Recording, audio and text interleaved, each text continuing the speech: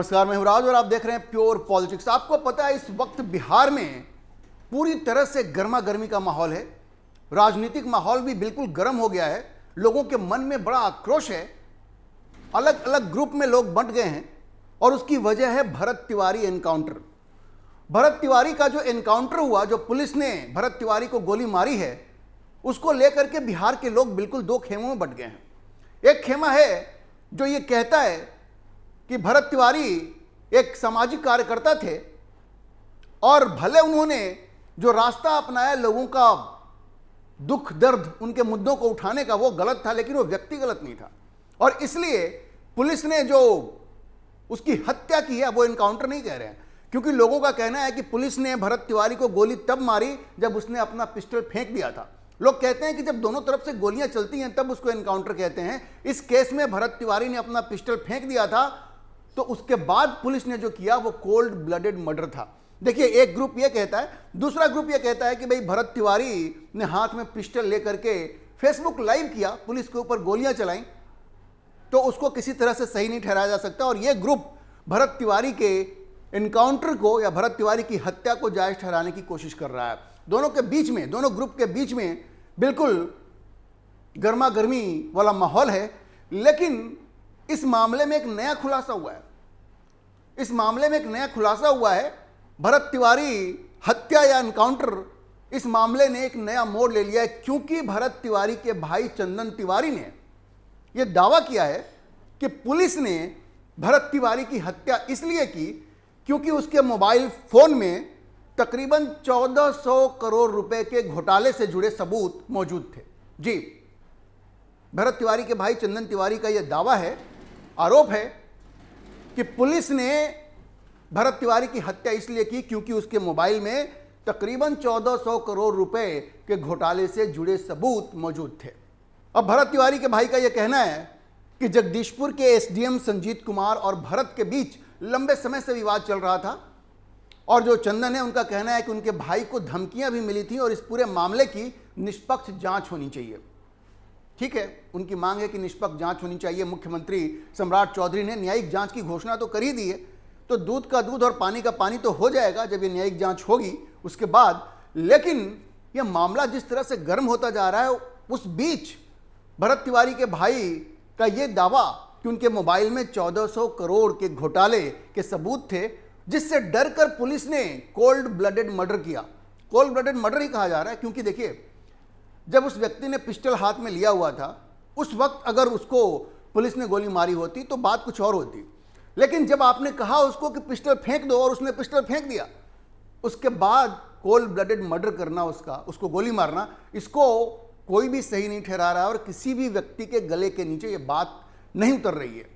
अब देखिए, चंदन तिवारी के इस दावे पर दैनिक भास्कर ने एक रिपोर्ट पब्लिश किया है और उस रिपोर्ट के मुताबिक, यह दरअसल दैनिक भास्कर की रिपोर्ट है और ये रिपोर्ट कहती है कि भरत तिवारी पिछले कई महीनों से जवनिया गांव के बाढ़ प्रभावित परिवारों के पुनर्वास का मुद्दा उठा रहे थे और सरकार की ओर से इन परिवारों को शाहपुर प्रखंड के बिलौटी मौजा में बसाया जा रहा है और यहां करीब 70 परिवारों को जमीन का पर्चा दिया गया है और प्रत्येक परिवार को घर बनाने के लिए 1,20,000 रुपए की सहायता राशि दी जा रही है। अब भरत तिवारी का आरोप था कि जिस जमीन पर लोगों को बसाया जा रहा है वो नीची है और वहां बारिश के समय पानी भर सकता है, तो उनका कहना था कि प्रशासन को अपने खर्च पर मिट्टी भरवानी चाहिए। लेकिन प्रशासन ये कह रहा है कि जो परिवार हैं, जो प्रभावित परिवार हैं, वो खुद ही ये काम करें। भरत तिवारी ने हैंडपंप, बिजली और अन्य विकास कार्यों में भी गड़बड़ी के आरोप लगाए थे। अब देखिए, भरत तिवारी फेसबुक पोस्ट और लाइव वीडियो के जरिए लगातार जगदीशपुर के एसडीएम संजीत कुमार और अन्य अधिकारियों पर भ्रष्टाचार के आरोप लगाते रहे। ये सब लोग जानते हैं, दैनिक भास्कर की रिपोर्ट भी कहती है, क्योंकि भरत तिवारी का दावा था कि पुनर्वास योजना और विकास कार्यों के लिए आए फंड में गड़बड़ी हुई है और इसके सबूत उनके पास है। तो उनके भाई ने अब जांच की मांग की है, लेकिन मैं आपको भी बताऊंगा कि प्रशासन ने इस पे क्या कहा है। देखिए, उनके भाई चंदन तिवारी ने कहा कि उनके भाई की हत्या के मामले में मुख्य आरोपी जगदीशपुर एसडीएम है। जगदीशपुर एसडीएम पे वो सारा आरोप लगा रहे हैं। चंदन तिवारी का यह कहना है, भरत तिवारी के भाई चंदन तिवारी का यह कहना है और उनकी मांग भी है कि जिस दिन वो एसडीएम कार्यालय गए थे, उस दिन के सीसीटीवी फुटेज की जांच कराई जाए। क्योंकि भरत तिवारी के परिवार का आरोप है कि कार्यालय में, एसडीएम कार्यालय में उनके साथ दुर्व्यवहार किया गया था और उन्हें वहां से भगा दिया गया था। उनके कहने का मतलब यह है कि इससे उनकी मानसिक स्थिति और भी खराब हुई और भी ज्यादा आक्रामक हो गए, और उसी वजह से उन्होंने हाथ में पिस्टल लेकर के इस तरह से फेसबुक लाइव किया और शायद पुलिस पे गोली भी चलाई। कहने का मतलब तो यही है। अब देखिए, दैनिक भास्कर से बात करते हुए भरत तिवारी के भाई चंदन तिवारी ने क्या कहा, मैं आपको कोट करके बताता हूं। चंदन तिवारी कहते हैं, बिलौटी मौजा की जिस जमीन पर जवनिया गांव के बाढ़ विस्थापितों को बसाया जा रहा है, वहां विकास के लिए सरकार की ओर से पहले 11 करोड़ और फिर 1400 करोड़ का फंड आया था। एसडीएम के घोटाले के सबूत भैया के पास थे, जो उनके मोबाइल में थे। मैंने सोशल मीडिया पर देखा कि वीडियो में भैया ने एसडीएम का नाम लिया है और कहा था कि इन्होंने धमकी दी है कि तुम्हें और तुम्हारे परिवार वालों को मरवा दिया जाएगा। गलती से हम लोगों ने एफआईआर में जगदीशपुर एसडीएम संजीत कुमार का नाम नहीं डाला है, लेकिन मेरे भाई की हत्या में मुख्य आरोपी एसडीएम ही है। मैं कहना चाहूंगा कि उस दिन के सीसीटीवी कैमरे की जांच कराई जाए, जिस दिन मेरे भैया एसडीएम के ऑफिस गए थे। ऑफिस में मेरे भाई को धक्का मारा गया और गाली देकर भगा दिया गया था। कैमरे की जांच होगी तो सच्चाई जनता के सामने आ जाएगी। एसडीएम पर भी कार्रवाई होनी चाहिए। यह बात भरत तिवारी के भाई चंदन तिवारी ने दैनिक भास्कर से बातचीत में कही और दैनिक भास्कर ने इस पर एक रिपोर्ट पब्लिश की है। अब देखिए, यह आरोप तो भरत तिवारी पहले से लगा रहे थे कि जो एसडीएम है, डीएसपी है, उनको वो धमकी दिया भी करते थे। लेकिन ये जो आरोप अभी चंदन तिवारी ने लगाया है, उसके बारे में जब भोजपुर के डीएम तनय सुल्तानिया से बातचीत की गई, अखबार ने बातचीत की दैनिक भास्कर ने, तो उन्होंने कहा, भोजपुर के डीएम ने कहा कि प्रशासन को न तो किसी 11 करोड़ या 1400 करोड़ रुपए के फंड घोटाले की शिकायत मिली है और ना ही कोई सबूत उपलब्ध कराया गया है। भाई, उनका कहना है कि ये जो परिवार है, उनको जमीन आवंटन, आवास निर्माण, सड़क, बिजली और अन्य सुविधाओं का काम जारी है। डीएम का यह भी कहना है कि प्रभावित परिवारों के पुनर्वास के लिए प्रशासन लगातार काम कर रहा है। देखिए, प्रशासन तो कभी अपनी गलती मानेगा नहीं, लेकिन जो आरोप चंदन तिवारी ने लगाए हैं वो बड़े गंभीर हैं। और जो भरत तिवारी जब तक वो जीवित थे, उस इलाके के सारे लोग आपको बताएंगे कि वो कोई अपराधी नहीं थे। वो कोई अपराधी नहीं थे, वो एक सामाजिक कार्यकर्ता थे, उनके बारे में कहा जाता है। और जिन परिवारों के लिए वो लड़ रहे थे, वो दलित थे, पिछड़े वर्ग के थे। तो वहां के लोग ये कहते हैं कि भाई वो कोई अपराधी नहीं था कि आप उसकी इस तरह से हत्या कर देंगे। सवाल है, भरत हत्याकांड पर इतना विवाद क्यों है? और कुछ लोग इसको ब्राह्मण और गैर ब्राह्मण के चश्मे से क्यों देख रहे हैं? आपको यह भी समझने की जरूरत है। अब कुछ लोग ये कह रहे हैं कि चूंकि एनकाउंटर तो कई लोगों का हुआ है, चूंकि ये एनकाउंटर एक ब्राह्मण का हो गया है, इसलिए ब्राह्मण समाज बहुत नाराज है। देखिए, इस दावे में बहुत ज्यादा सच्चाई नहीं है। वो क्यों है, मैं आपको बताता हूं। क्योंकि इसी साल मोतिहारी में प्रियांशु दुबे नाम के एक व्यक्ति का एनकाउंटर हुआ था, लेकिन जब उसका एनकाउंटर हुआ, वो मारा गया, तो उस पर ब्राह्मणों ने कुछ नहीं कहा, क्योंकि ब्राह्मणों ने माना कि भाई वो एक अपराधी प्रवृत्ति का व्यक्ति था। तो उन लोगों ने उस पर कोई विवाद नहीं किया, क्योंकि उसका एक आपराधिक बैकग्राउंड था, तो इसलिए कोई जाति विवाद वहां पे खड़ा नहीं हुआ। अब ये भरत तिवारी का मामला बिल्कुल अलग है। उसका कोई आपराधिक बैकग्राउंड नहीं था, वो सामाजिक कार्यकर्ता के रूप में मुद्दे उठा रहा था। और सोशल मीडिया के माध्यम से, देखिए, वक्त बदल गया, जमाना बदल गया, हर कोई के पास हाथ में मोबाइल है। वो फेसबुक पे अपना पोस्ट किया करता था और अपनी बातों को रख रहा था। हाँ, उसने गलती जरूर की कि उसकी भाषा मर्यादित नहीं है। अगर आप उसके फेसबुक पोस्ट देखेंगे भरत तिवारी के, तो वो अमर्यादित भाषा का प्रयोग किया करते थे, गाली गलौज भी किया करते थे, जिसको कि कोई भी सही नहीं ठहरा सकता। आप कोई भी सामाजिक मुद्दा उठा रहे हैं तो एक उसमें शालीनता होनी चाहिए। गाली गलौज की भाषा कोई सही नहीं ठहरा सकता। दूसरे, उन्होंने अवैध पिस्तौल रखा, पुलिस पर फायर किया, दूर से ही किया। लोग उनके बचाव में कहते हैं ना कि भाई दूर से फायर किया, किसी को चोट तो लगी नहीं, लेकिन वो भी गलत था, क्योंकि संदेश गलत जाता है। अब देखिए, ये कहना कि भ्रष्टाचार बहुत है और भ्रष्टाचार के खिलाफ हमने हथियार उठा लिया, तो मैं आपको बता दूं, बिहार में तो जैसी खबरें वहां से आ रही हैं, हर कार्यालय में आप ब्लॉक लेवल पे चले जाइए, वहां भी भ्रष्टाचार है। बिना पैसे दिए आपका फाइल वहां आगे नहीं बढ़ रहा है। तो भ्रष्टाचार के कई मामले हैं, ब्लॉक लेवल पर भी हैं। तो क्या इसका मतलब यह है कि सारे लोग पिस्तौल लेकर के ब्लॉक ऑफिस पहुंच जाएं, पिस्तौल लेकर के आप एसडीएम ऑफिस पहुंच जाइए, पिस्तौल लेके आप डीएम ऑफिस पहुंच जाइए, इसको कोई सही नहीं ठहरा सकता। इसलिए भरत तिवारी ने जो रास्ता चुना उसको सही नहीं ठहराया जा सकता। लेकिन पुलिस ने गलती कहां की? पुलिस ने गलती यह की कि जिस वक्त वो पिस्टल लहरा रहा था, गोली चला रहा था, उस वक्त तो आपने उसका एनकाउंटर किया नहीं। अगर आपने उस वक्त उसका एनकाउंटर किया होता तब शायद आप कह सकते थे कि हमारे ऊपर हमला हुआ और हमने जवाबी कार्रवाई की, तब शायद लोग उसको मान भी लेते।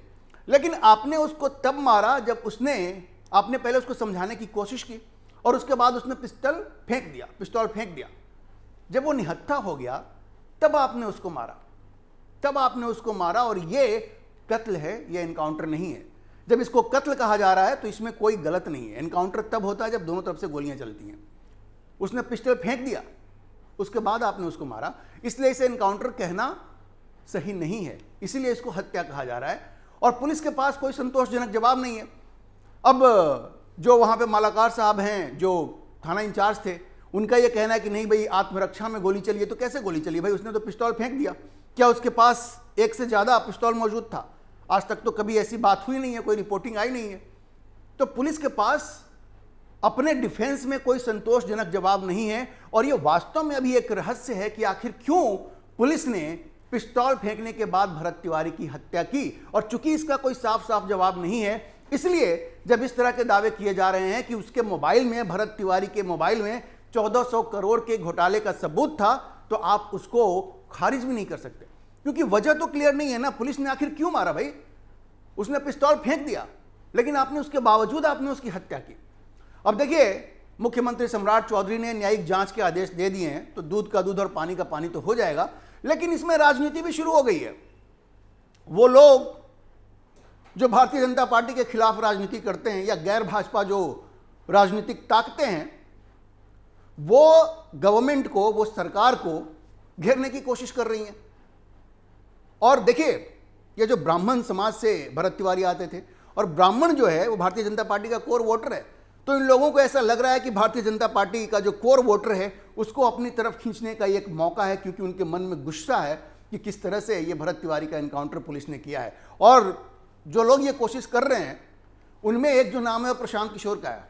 वो चले गए उस गांव में और जाकर के भरत तिवारी के परिजन से मिले, और जिस तरह से वो बात कर रहे हैं, तो उन पे ये आरोप लग रहे हैं कि वो ब्राह्मणों के नेता बन के उभरने की कोशिश कर रहे हैं। आपने देखा होगा आजकल वो शिखा भी रखना शुरू कर चुके हैं।